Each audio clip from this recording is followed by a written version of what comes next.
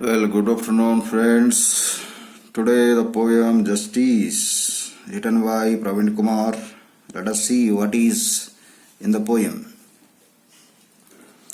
Human life is based on certain values. ಮನುಷ್ಯನ ಜೀವನ ಕೆಲವೊಂದು ಒಂದು ಮೌಲ್ಯಗಳನ್ನು ಒಳಗೊಂಡಿದೆ. Values still govern our lives. ಆ ಒಂದು ಬೆಲೆ ಬಾಳುವಂತಹ ಒಂದು ವ್ಯಾಲ್ಯೂಸ್ ಅಂದರೆ ತತ್ವಗಳು ಆಗ್ತದೆ. ವ್ಯಾಲ್ಯೂಸ್ ಅಂದರೆ ಬೆಲೆ ಬಾಳುವಂಥದ್ದು ನಮ್ಮ ಒಂದು ಜೀವನ ನಡೆಸೋದಕ್ಕೆ ಆ ಒಂದು ವ್ಯಾಲ್ಯೂಸ್ಗಳೇ ತುಂಬ ಕಾರಣ. Justice is one such value that ensures an exploitation free of life. ಆ ನ್ಯಾಯ ಅನ್ನೋದು ಜೀವನದಲ್ಲಿ ಆಗುವಂತಹ ಒಂದು ಯಾವುದೇ ರೀತಿ ದಬ್ಬಾಳಿಕೆಯನ್ನು ಹೊರ ಹಾಕುವಂತಹ ಒಂದು ಕೆಲಸ ಮಾಡ್ತದೆ. ಆ ಒಂದು ಗುಲಾಮಗಿರಿತನ ಆಗಿರ್ಬೋದು ಅಥವಾ ಅನ್ಯಾಯ ಆಗಿರ್ಬೋದು, ಅದರ ವಿರುದ್ಧ ಆ ಒಂದು ಜಸ್ಟಿಸ್ ಕೊಡುವುದೇ ಆ ಒಂದು ನ್ಯಾಯವಾಗಿದೆ. But unfortunately, in the present days, justice has become a commodity of sale for some peoples. ದುರದೃಷ್ಟ ಏನಂದರೆ ಇವತ್ತಿನ ದಿನಗಳಲ್ಲಿ ಆ ನ್ಯಾಯ ಅನ್ನೋದು ಒಂದು ವಸ್ತು ಆಗಿದೆ. ಅದು ಬೇರೆಯವ್ರನ್ನ ಮಾರಿಕೊಳ್ಳೋದು ಅಥವಾ ಹಣದಿಂದ ಖರೀದಿ ಮಾಡೋದು, ಆಸ್ತಿ ಸಂಪತ್ತನ್ನು ಕೊಟ್ಟು ಖರೀದಿ ಮಾಡೋದಾಗಿದೆ. ಕಮೋಡಿಟಿ ಅಂದರೆ ವಸ್ತು ಆಗಿಬಿಟ್ಟಿದೆ. ನ್ಯಾಯ ಅನ್ನೋದೇನಿದೆ ಒಂದು ವಸ್ತು ಆಗಿಬಿಟ್ಟಿದೆ ಅಂತ ಹೇಳ್ತಿದ್ದಾರೆ. There are immoral attacks on justice. ಹಾಗೆ ಇಲ್ಲಿ ನೈತಿಕವಾಗಿಯೂ ಅನೈತಿಕವಾಗಿಯೂ ಆ ಒಂದು ನ್ಯಾಯದ ಮೇಲೆ ಆಕ್ರಮಣ ಆಗ್ತಾ ಇದೆ, ಕಬಳಿಸ್ಕೊಳ್ತಾ ಇದ್ದಾರೆ. It has survived that test of time only because of it's inherent strength.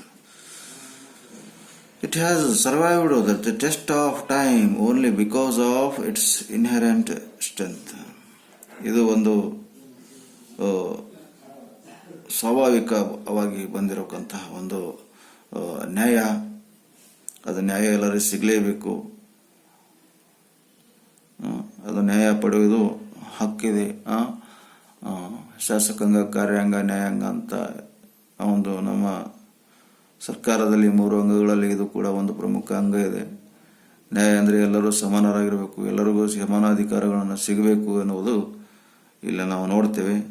Justice ಅನ್ನೋಕ್ಕಂತಹ ಒಂದು ಪೋಯಮ್ ನೋಡೋಣ. Justice be gotten in exchange is no justice. ಯಾವ ನ್ಯಾಯಕ್ಕೆ ಹಣವನ್ನು ತೆಗೆದುಕೊಂಡು ನ್ಯಾಯವನ್ನು ಮಾಡ್ತಿರೋ, ವ್ಯಾಪಾರ ಮಾಡ್ತಿರೋ, ಅದಕ್ಕೆ ನ್ಯಾಯ ಎನ್ನುವುದಿಲ್ಲ. For exchange is trade. ನೀವು ಹಣವನ್ನು ಕೊಟ್ಟು ನ್ಯಾಯವನ್ನು ಪಡಿತೀರಿ ಅಂದಮೇಲೆ ಅದಕ್ಕೆ ನ್ಯಾಯ ಅನ್ನಲ್ಲ, ಅದಕ್ಕೆ ವ್ಯಾಪಾರ ಅಂತಾರೆ ಅಂತ ಪ್ರವೀಣ್ ಕುಮಾರ್ ಅವರು ಪೋಯಂನಲ್ಲಿ ಹೇಳ್ತಾ ಇದ್ದಾರೆ. A ಡಿಸ್ಟ್ರೆಸ್ಸಿಂಗ್ gain through loss. ಆ ಒಂದು ಅಪ್ರಾಮಾಣಿಕವಾಗಿ ಏನದಂದರೆ ನ್ಯಾಯ ಪಡೆದುಕೊಂಡು ಜನರು ಲಾಸ್ ಆಗ್ತಾ ಇದ್ದಾರೆ. A ಡಿಸ್ಟ್ರೆಸ್ಸಿಂಗ್ gain is through loss. Justice is inherent right. ಅದು ನಮ್ಮ ಸಹಜ ಹಕ್ಕು. ನ್ಯಾಯ ಅನ್ನೋದು ನಾವು ಅಪ್ರಾಮಾಣಿಕತೆಯಿಂದ ಏನು ಮಾಡ್ತಿದ್ದೀವಿ, ಇಲ್ಲಿ ನ್ಯಾಯವನ್ನು ಪಡ್ಕೊಳ್ತಾ ಇದ್ದೀವಿ. ಗೇನ್ ಥ್ರೂ ಲಾಸ್, ಹಣವನ್ನು ಕೊಟ್ಟು ಆ ಒಂದು ನ್ಯಾಯವನ್ನು ಪಡ್ಕೊಳ್ತಾ ಇದ್ದೀವಿ. Justice is inherent right. ನ್ಯಾಯ ಅನ್ನೋದು ಒಂದು ಸಹಜ ಹಕ್ಕು, ಸ್ವಾಭಾವಿಕ ಹಕ್ಕು ಆಗಿದೆ ಅಂತ ಇಲ್ಲಿ ಪ್ರವೀಣ್ ಕುಮಾರ್ ಅವರು ತಮ್ಮ ಪೋಯಂನಲ್ಲಿ ಹೇಳ್ತಾ ಇದ್ದಾರೆ. ಮತ್ತೇನು ಹೇಳ್ತಾರೆ ನೋಡೋಣ. ದೋ wrapped in black packs, in dark hall of race for survival. ಆದರೂ ಕೂಡ ಜನ ಏನು ಮಾಡ್ತಿದ್ದಾರೆ, ಹಣವನ್ನು ಬಚ್ಚಿಟ್ಟುಕೊಂಡು ಆ ಒಂದು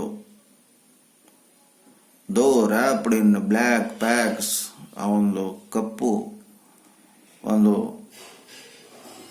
ಕವರ್ನಲ್ಲಿ ಹಣವನ್ನು ಕಟ್ಟಿಕೊಂಡು ಬಂದು in dark hall of race for survival, ಆ ಒಂದು ಕತ್ತಲೆಯ ಕೋಣೆಯಲ್ಲಿ ಕುಳಿತುಕೊಂಡು ವ್ಯವಹಾರ ಮಾಡ್ತಿದ್ದಾರಲ್ಲ, ಇದು ತಪ್ಪಿದೆ. ಜನ ಏನು ಮಾಡ್ತಾರೆ, ನ್ಯಾಯ ಸಿಗಬೇಕು ಅಂತ ಆ ರ್ಯಾಪ್ಡ್ ದ ಬ್ಲ್ಯಾಕ್ ದೋ ರ್ಯಾಪ್ಡ್ ಇನ್ ಬ್ಲ್ಯಾಕ್ ಪ್ಯಾಕ್ಸ್, ಆದರೂ ಕೂಡ ಆ ಒಂದು ಕಪ್ಪು ಹಣವನ್ನು ತಂದು ಆ ಒಂದು ಕತ್ತಲೆಯ ಕೋಣೆಯಲ್ಲಿ ಕುಳಿತುಕೊಂಡು ಹಣವನ್ನು ಕೊಟ್ಟು ಆ ನ್ಯಾಯವನ್ನು ಪಡೆದುಕೊಳ್ಳುತ್ತಿರುವಂಥ ಜನ ಇಂದಿನ ಸಮಾಜದಲ್ಲಿ ನಾವು ನೋಡ್ತೀವಿ ಅಂತ ಇಲ್ಲಿ ಕವಿ ಹೇಳ್ತಿದ್ದಾರೆ. Like old strain bound in mud to till exploited. ನೀವು ನ್ಯಾಯವನ್ನು ಖರೀದಿ ಮಾಡ್ಕೊಳ್ತೀರಾ, ಆದರೆ ನ್ಯಾಯಕ್ಕೆ ತನ್ನದೇ ಆದ ಸ್ಥಾನಮಾನ ಇದೆ. ಕೆಸರಲ್ಲಿ ಅಡಗಿಕೊಂಡಿರುವಂತಹ ಬಂಗಾರಕ್ಕೆ ಯಾವತ್ತೂ ಬೆಲೆ ಕಡಿಮೆಯಾಗುವುದಿಲ್ಲ, ಅದರ ಬೆಲೆ ಹಾಗೆ ಇರ್ತದೆ. ಹಾಗೆ ಕೂಡ ಈ ನ್ಯಾಯ ಅಥವಾ ನ್ಯಾಯ ದೇವತೆ ಆ ಒಂದು ಕೆಸರಲ್ಲಿ ಅಡಗಿರಬೇಕಂತಹ ಒಂದು ಬಂಗಾರ ಇದ್ದ ಹಾಗೆ ಇದ್ದಾಳಲ್ಲ. ನೀವಿಗೆ ಆ ಒಂದು ನ್ಯಾಯಕ್ಕೆ ನೀವೇನು ಮಾಡ್ತಿದ್ರಿ, ಸ್ವಯ ಪ್ರಯೋಜನಕ್ಕಾಗಿ ದುರ್ಬಳಕೆ ಮಾಡಿಕೊಳ್ತಾ ಇದ್ದೀರಿ ಅಂತ ಇಲ್ಲಿ ಪ್ರವೀಣ್ ಕುಮಾರ್ ತಮ್ಮ ಪದ್ಯದಲ್ಲಿ ಹೇಳ್ತಾ ಇದ್ದಾರೆ. ಮತ್ತೇನು ಹೇಳ್ತಾರೆ ನೋಡ್ರಿ. C is cool like ice and still like rock. ಅವಳು ಯಾವ ಥರ ಇದ್ದಾಳೆ ನ್ಯಾಯದೇವತೆ ಅಂದರೆ ಆ ಒಂದು ಐಸಿನ ಹಾಗೆ ಶಾಂತವಾಗಿದ್ದಾಳೆ. ಅಂಡ್ ಸ್ಟಿಲ್ ಲೈಕ್ ರಾಕ್, ಮತ್ತೆ ಬಂಡೆಯಾಗಿ ಗಟ್ಟಿ ಇದ್ದಾಳೆ. No easy road to charm her soul. ನೀವು ಈ ರೀತಿ ಅನ್ಯಾಯ ಮಾಡಿ ನ್ಯಾಯವನ್ನು ಪಡ್ಕೊಳ್ತಿದ್ರಿ ಅಂದರೆ ಅವಳ ಒಂದು ಆತ್ಮಕ್ಕೆ ಶಾಂತಿ ಮತ್ತೆ ಖುಷಿ ಕೊಡೋದಕ್ಕೆ ಸಾಧ್ಯ ಇಲ್ಲ ಅಂತ ಹೇಳ್ತಿದ್ದಾರೆ. ವೈಲ್ ಹಾರ್ಡ್ಶಿಪ್ ಮೇಕ್ಸ್ ಹರ್ ನೋ ಮೋರ್ ಜಸ್ಟಿಸ್. ಹೀಗೆ ಅವಳ ಒಂದು ಕಠಿಣ ಪರಿಸ್ಥಿತಿಯಲ್ಲಿ ಯಾವುದೇ ಒಂದು ರೀತಿಯ ನ್ಯಾಯವನ್ನು ನ್ಯಾಯದೇವತೆಗೆ ಸಿಗ್ತಾ ಇಲ್ಲ, ಅಲ್ಲಿ ಅನ್ಯಾಯ ಆಗ್ತಾ ಇದೆ, ಜನರು ಮೋಸ ಮಾಡೋಕ್ಕಂತ ಜನ ಸೇರಿದ್ದಾರೆ ಅಂತ ಇಲ್ಲಿ ಪ್ರವೀಣ್ ಕುಮಾರ್ ಅವರು ಹೇಳ್ತಾ ಇದ್ದಾರೆ. Why justice is shackled to greed and bribe. ಯಾಕೆ ಆ ಒಂದು ನ್ಯಾಯ ದೇವತೆಯನ್ನ ಸರಪಳಿಯಿಂದ ಕಟ್ಟಿದ್ದಾರೆ ಈ ಯಾರೋ ಈ ದರಿದ್ರ ಜನ, ಈ ಲಂಚಕೋರರು ಸೇರಿ ಆ ಒಂದು ನ್ಯಾಯ ದೇವತೆಯನ್ನ ಏನು ಮಾಡಿದ್ದಾರೆ ಅಂದರೆ ಆ ಸರಪಳಿಯಿಂದ ಕಟ್ಟಿದ್ದಾರೆ. ಆ ಒಂದು ದರಿದ್ರರು ಏನು ಮಾಡಿದ್ದಾರೆ, ಆ ನ್ಯಾಯ ದೇವತೆಯನ್ನ ಹಣವನ್ನ ಕೊಟ್ಟು ಖರೀದಿ ಮಾಡಿಸಿದಾರಲ್ಲ. Why justice is shackled to greed and bribe. ಆ ಒಂದು ದರಿದ್ರರು ಮತ್ತು ಲಂಚಕೋರರು ಯಾಕೆ ಆ ನ್ಯಾಯ ದೇವತೆಯನ್ನು ಸರಪಳಿಯಿಂದ ಕಟ್ಟಿ ಹಾಕಿದ್ದಾರೆ. Why justice is fish out from popular mood. ಯಾಕೆ ಆ ನ್ಯಾಯ ದೇವತೆಯನ್ನು ಆ ಒಂದು ನ್ಯಾಯದಿಂದ ಹೊರಗೆ ತರಬೇಕು, ಅನ್ಯಾಯ ಆಗ್ತಾ ಇದೆಯಲ್ಲ ಆ ನ್ಯಾಯ ದೇವತೆಯನ್ನು ಹೊರಗೆ ತೆಗಿಬೇಕು. ಹೇಗೆ ಅಂದರೆ ಇಲ್ಲಿ ಹೋಲಿಕೆ ಮಾಡಿದ್ದಾರೆ. ನ್ಯಾಯ ದೇವತೆ ಅಂದರೆ ಇಲ್ಲಿ ಒಂದು ಮೀನಿಗೆ ಹೋಲಿಕೆ ಮಾಡಿದ್ದಾರೆ. ಆ ಮೀನಿಗೆ ಆ ನೀರಿನಿಂದ ಹೊರಗೆ ತೆಗೆದಾಗ ಯಾವ ರೀತಿ ತೊಂದರೆ ಆಗ್ತದಲ್ಲ, ಆಗ ನ್ಯಾಯ ದೇವತೆಯನ್ನ ನ್ಯಾಯಾಲಯದಿಂದ ತೆಗೆದಿದ್ದಾಗ ಯಾವ ರೀತಿ ತೊಂದರೆ ಆಗ್ತಾ ಇದೆಯೋ ಅದೇ ರೀತಿ ನ್ಯಾಯ ದೇವತೆಗೆ ತೊಂದರೆ ಆಗ್ತಾ ಇದೆ. ಅದಕ್ಕೆ ಹೇಳ್ತಾರೆ ನೋಡ್ರಿ, why justice is fish out from popular mood. ಆ ನ್ಯಾಯ ದೇವತೆಯನ್ನ ಆ ಒಂದು ನೀರಿನಲ್ಲಿರತಕ್ಕಂಥ ಮೀನು ಹೊರಗೆ ತೆಗೆದ ಹಾಗೆ ಆ ನ್ಯಾಯ ದೇವತೆ ನರಳುತ್ತಾ ಇದ್ದಾಳೆ. ಅದಕ್ಕೆ ನೀವು ಇಂಥ ಒಂದು ಪರಿಸ್ಥಿತಿ ಯಾಕೆ ನಿರ್ಮಾಣ ಮಾಡಿದಿರಿ ಸಮಾಜದಲ್ಲಿ ಅಂತ ಪ್ರವೀಣ್ ಕುಮಾರ್ ಅವರು ತಮ್ಮ ಪದ್ಯದಲ್ಲಿ ಹೇಳ್ತಾರೆ. Lost in thick jungle of lightness night. ನ್ಯಾಯದೇವತೆ ಕಳೆದು ಹೋಗಿದ್ದಾಳೆ ಎಲ್ಲಿ? ಅವನು ದಟ್ಟವಾದ ಅರಣ್ಯದಲ್ಲಿ ಲೈಟ್ಲೆಸ್ ನೈಟು, ರಾತ್ರಿ ದಟ್ಟವಾದ ಅರಣ್ಯದಲ್ಲಿ ಅಲ್ಲಿ ಯಾವುದೂ ಬೆಳಕಿಲ್ಲ. ಅಂತಹ ಒಂದು ದಟ್ಟವಾದ ಅರಣ್ಯದಲ್ಲಿ ಆ ಒಂದು ನ್ಯಾಯ ದೇವತೆಯನ್ನ ನೀವು ಬಂದಿ ಮಾಡಿದ್ದೀರಾ. ಅಲ್ಲಿ ಹೋಗಿ ನ್ಯಾಯ ದೇವತೆಯನ್ನ ನೀವು ಇಟ್ಟಿದ್ದೀರಾ. ಅಂದರೆ ನ್ಯಾಯ ದೇವತೆಯನ್ನ ನೀವು ಮರೆತು ಅನ್ಯಾಯವನ್ನ ಮಾರ್ಗ ಹಿಡಿದಿದ್ರಿ, ಅನ್ಯಾಯದ ಮಾರ್ಗವನ್ನ ನೀವು ನಿಮ್ಮ ಜೀವನದಲ್ಲಿ ಹಿಡಿದಿದ್ರಿ ಅಂತ ಪ್ರವೀಣ್ ಕುಮಾರ್ ಹೇಳ್ತಿದ್ದಾರೆ. Like a rat caught in the sack of death. Like a rat caught in sack of death.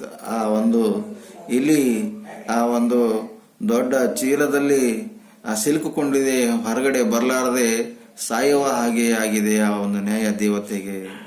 ಮತ್ತೆ ಯಾವ ರೀತಿ ಹೋಲಿಕೆ ಮಾಡಿದಾರೆ ನೋಡ್ರಿ ಪ್ರವೀಣ್ ಅವರು ಆ ನ್ಯಾಯ ದೇವತೆಯ ಬಗ್ಗೆ.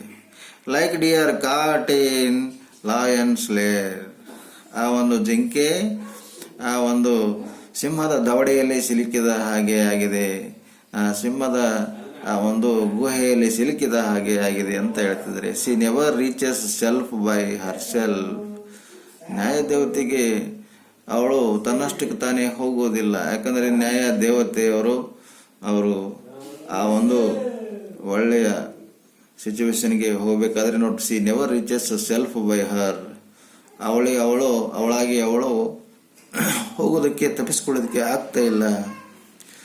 Justice with no heart for truth, ನ್ಯಾಯ ಅನ್ನೋದು ಏನು ನ್ಯಾಯಾಲಯದಿಲ್ಲ, ನ್ಯಾಯಾಲಯದಲ್ಲಿ ಸತ್ಯಕ್ಕೆ ಬೆಲೆನೇ ಇಲ್ಲದ ಹಾಗೆ ಆಗಿದೆ. ಆ ಒಂದು ಸತ್ಯಕ್ಕೆ ಹೃದಯವಿಲ್ಲದ ನ್ಯಾಯಾಲಯ, ಸತ್ಯ ಇಲ್ಲದೆ ನ್ಯಾಯಾಲಯ ಆಗಿಬಿಟ್ಟಿದೆ ಅಂತ ಹೇಳಲಾಗಿದೆ.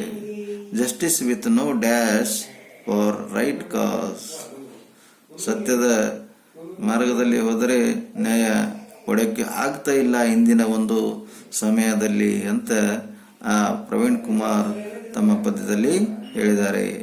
ಈ ಜಸ್ಟಿಸ್ ಡ್ಯಾಡ್ ಇನ್ ಡೀಡ್, ಮತ್ತು ಪ್ರವೀಣ್ ಕುಮಾರ್ ಕೊನೆಯದಾಗಿ ಏನು ಹೇಳ್ತಿದ್ದಾರೆ, ಹೀಗೆಲ್ಲ ಆಗ್ತಾ ಇದ್ಮೇಲೆ ಈ ನ್ಯಾಯ ಏನದ ಅಂದರೆ ನಿಜವಾಗ್ಲೂ ಸತ್ತೋಗ್ಬಿಟ್ಟಿದೆಯಾ ಅಂತ ಪ್ರವೀಣ್ ಕುಮಾರ್ ತುಂಬಾ ದುಃಖದಲ್ಲಿ ತಮ್ಮ ಒಂದು ಮಾತನ್ನ ಹೇಳ್ತಾ ಇದ್ದಾರೆ.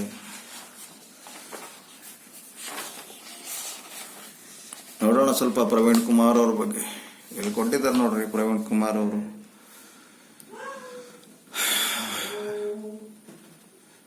Praveen Kumar, a bilingual poet born in Mangalore on June 29 of 1949. ಅವರು ಮಂಗಳೂರಿನಲ್ಲಿ ಜೂನ್ 29, 1949 ಹುಟ್ಟಿರ್ತಾರೆ. To Shri R.D. Suvarna and Srimati B. Sarojini has more than 3 decades of the government service as a senior police officer. ಅವರ ಒಂದು ತಂದೆ ತಾಯಿಗಳ ಬಗ್ಗೆ ಹೇಳಲಾಗಿದೆ. A poet of 23 publishes collection and an author of 5 volumes of matters of governance and administration. He is a familiar face in Indian intellectual circuits. He presently live in Bengaluru with his family. ಸದ್ಯಕ್ಕೆ ಅವರು ಬೆಂಗಳೂರಲ್ಲಿ ಇದ್ದಾರಂತೆ.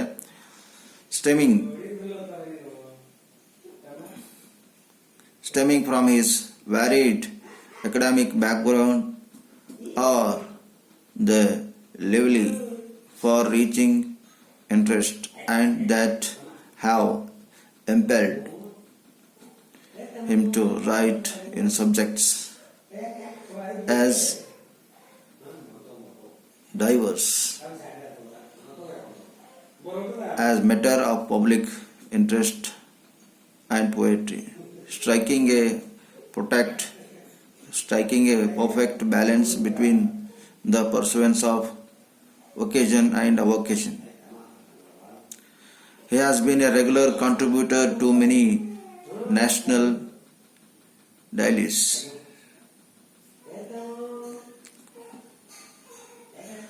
Periodicals and journals. His articles have been extremely popular and often sensational by their innovative and unorthodox thoughts. His published works include Policing for the New Age, Policing the Policy, Indian Policy and Inside India in Prose, and The Pride, Shobha Priya, Golden Wonder and Celestial Glow in Poetry. His published work in Kannada are Divya Belakku, Bhavana, Priya Chaitra, Tapaswini, Ananya, Priya Lavanya, Priya Geetagalu and Tapaswini.